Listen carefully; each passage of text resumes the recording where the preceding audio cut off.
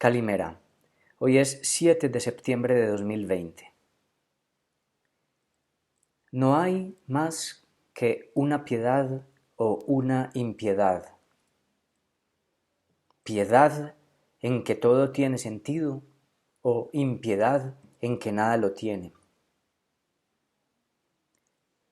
La piedad humana es consubstancial e ineludible, es decir, es íncita. Adjudicarle sentido a eso que quizás no lo tenga.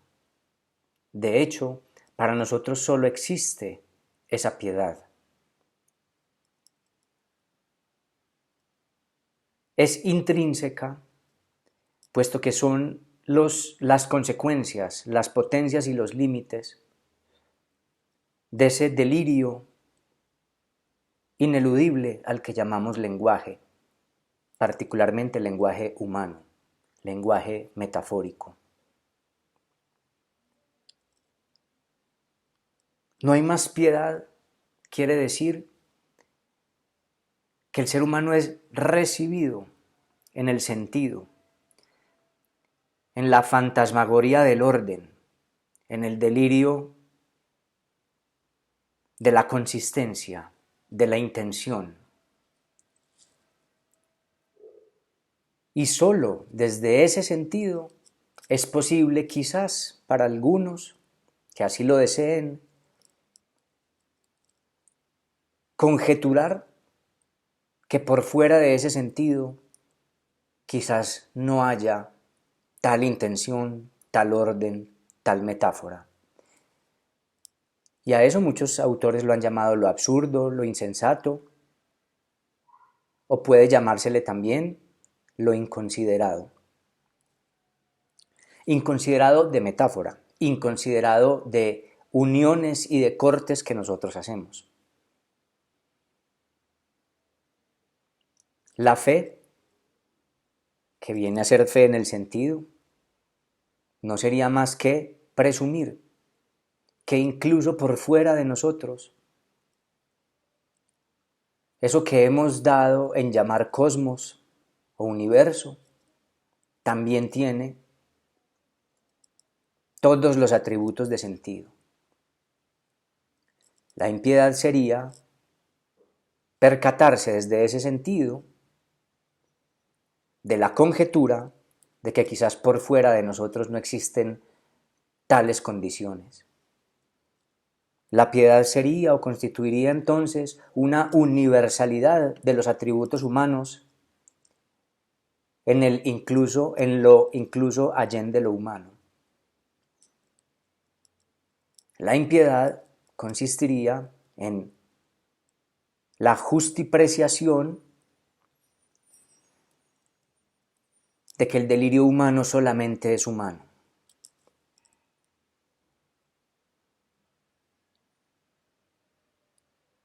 Es el lenguaje el que nos deja con la concepción religiosa de mundo, y de hecho el que nos da mundo. ¿Qué estoy entendiendo por concepción religiosa de mundo? En la creencia, en el sentido, en el orden, en la verdad y en la mentira, que no son más que consecuencias de los marcos lógicos ineludibles en los que tenemos que estar parados. Uno puede cambiar de discurso, pasar del politeísmo al monoteísmo, del monoteísmo al ateísmo, del ateísmo a la ciencia positiva o lo que fuere. Ingresar en un discurso es ingresar en unos modos de ser, de estar, de ser entendido por el otro y de entender al otro, y básicamente de ingresar en un mundo, en un orden, en un sentido. Y esto tiene siempre unas consecuencias. Consecuencias de sentido, consecuencias de sinsentido, consecuencias de padecimiento. Padecimiento entendido como de pasiones o posibles emociones que pueden sentirse a la luz de la significación o de la insensatez de estos sentidos.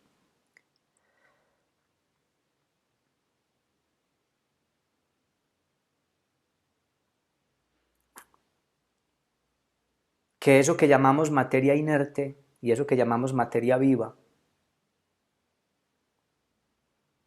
y que cuando nos acercamos justamente con los descubrimientos de las ciencias positivas y las escrutamos, nos damos cuenta que es muy difícil de establecer qué es lo vivo y qué es lo inerte. Es decir, que se trata de modos distintos de turbación de la materia.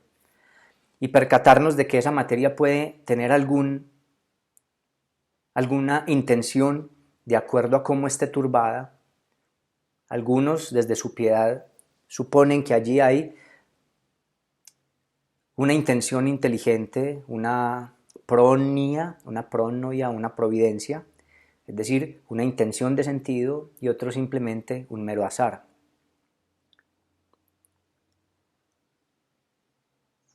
Es tan indemostrable lo uno como lo otro, es decir, que todo tiene sentido o que nada lo tiene. Estamos todos en la misma lid, tratando de luchar con la humanidad y con las consecuencias poéticas, es decir, de discurso, de sentido, de orden, de metáfora, e incluso de posibilidades místicas, es decir, más allá de la metáfora, para padecer una experiencia gracias a saltar el vallado del discurso. Estamos todos lidiando con la condición humana desde la piedad o la impiedad. Es tan indemostrable que el sentido es universal como que no lo es. Solo podemos llegar a conclusiones desde lo humano y conjeturas desde lo humano. Hay un punto en donde esa piedad y esa impiedad,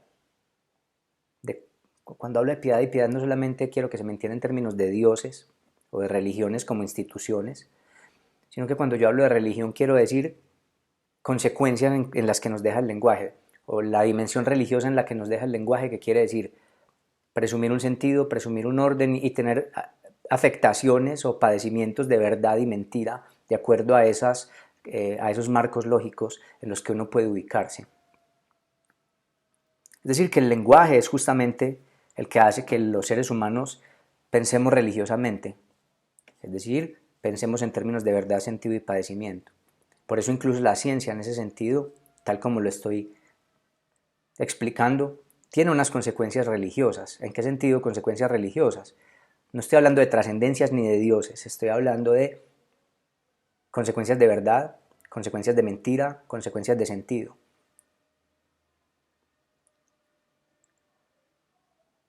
Y es justamente desde el sentido en el que la ciencia se hace. La ciencia trata de estudiar, la ciencia positiva, porque hay ciencias humanas, ciencias liberales o artes liberales, ¿cierto?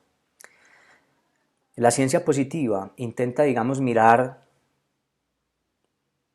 la composición y los atributos de la materia, ¿para qué?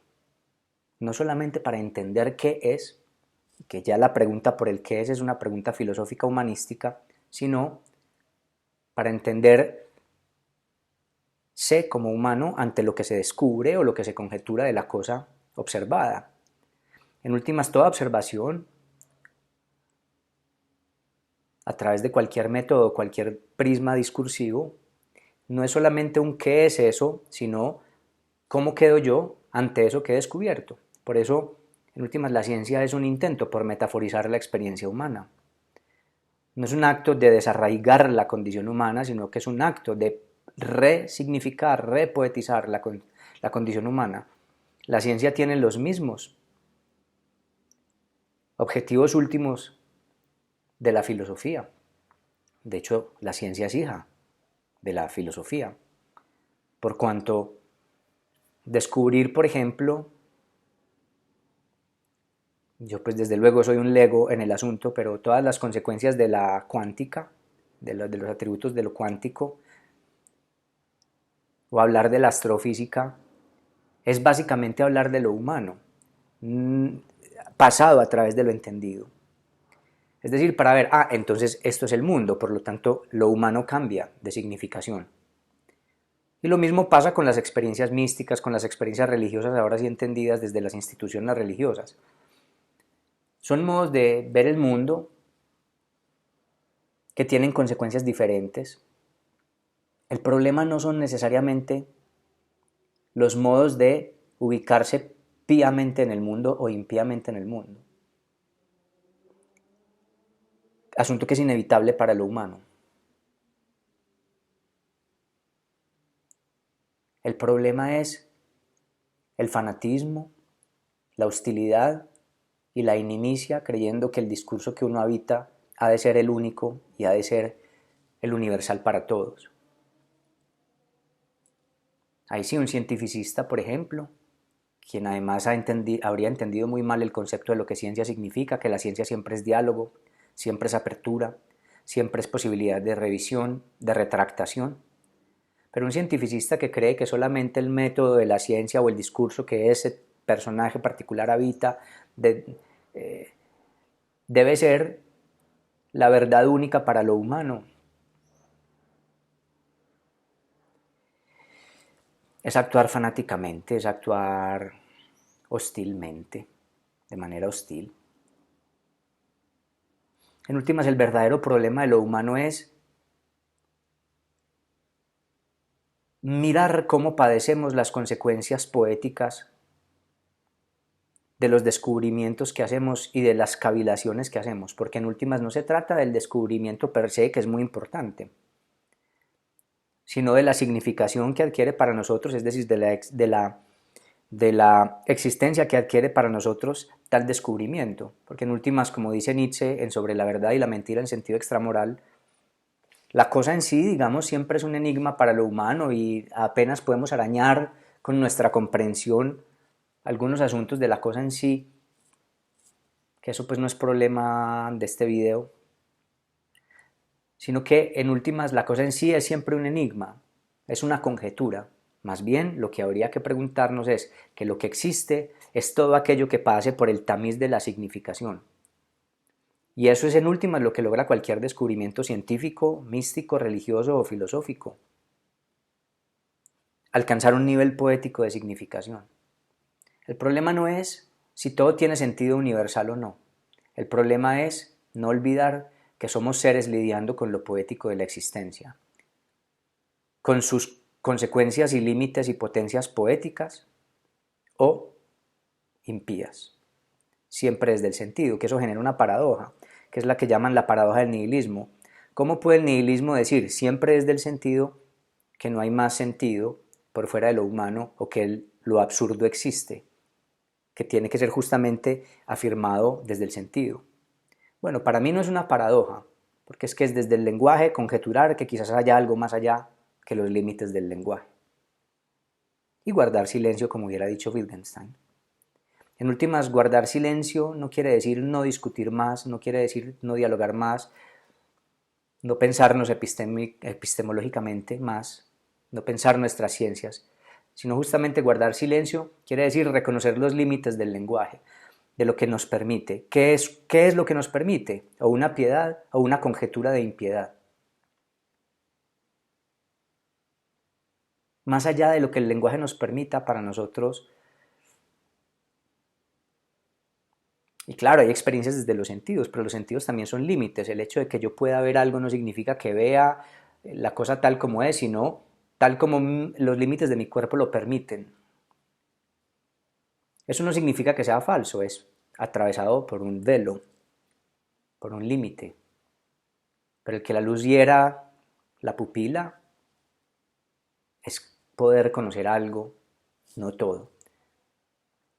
Bueno, este fue el video acerca de la piedad y la impiedad. Muchas gracias por haberlo seguido. Aftaizan, Efjaristopoli osus acolucísate y acolucite ta videomu. Naiste pando te calá. Que estén muy bien. Muchas gracias. Hasta la próxima, si es que hay una próxima. Ya.